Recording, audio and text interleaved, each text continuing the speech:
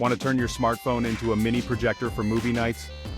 All you need is a magnifying glass and a few household items.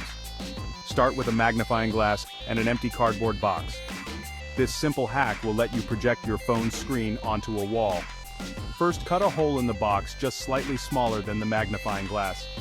This is where your glass will go. Secure the magnifying glass in place with tape or glue. Make sure it's centered and well fixed for the best projection. Now cut a small stand or shelf inside the box where your phone will sit.